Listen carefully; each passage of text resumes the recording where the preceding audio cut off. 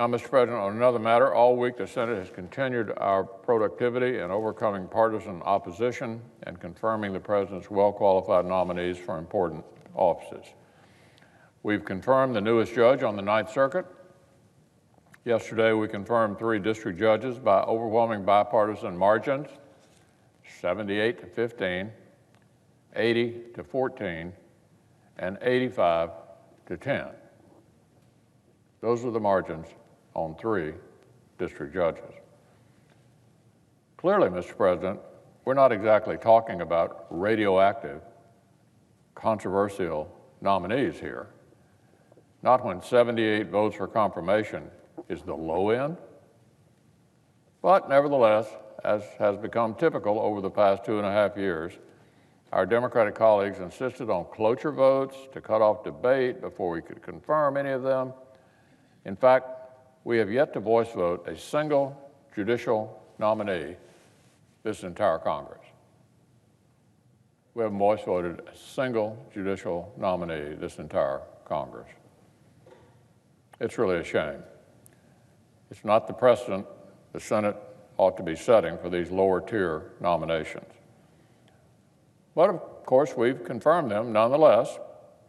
Before the end of this week, the Senate will have done the same for 3 other lower level nominees to the executive branch. Weeks like this were impossible before my Republican colleagues and I did the right thing for the institution a few months back and moved the Senate back toward our historic norms for nominations of this sort. We argued that Senate Democrats were mindlessly obstructing even the least controversial nominees just for obstruction's sake. Our colleagues across the aisle insisted, no. This is what they said, Mr. President. No.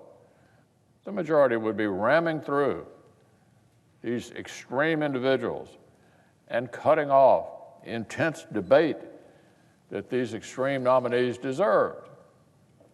Well, who was right? But one more time, for good measure,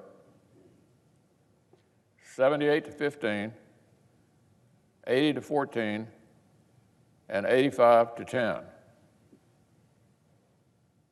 Enough said. It's particularly ironic that some of my friends across the aisle elect to complain that the Senate is spending too much time on nominations. You've heard that, Mr. President. We're spending too much time on nominations. I'm not making this up. We actually hear protestations from the Democrat side confirming these men and women is taking too long. As though it weren't totally obvious to everyone that their own unprecedented delaying tactics are the only reason these nominees have not been quickly confirmed in big batches on a voice vote.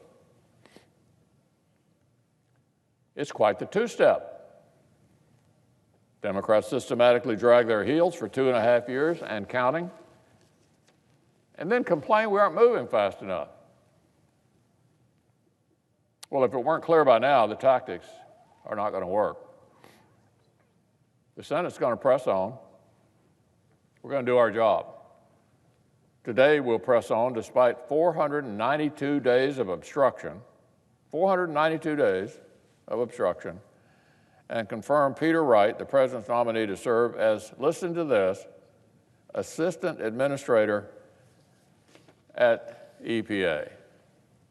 Been waiting for 492 days.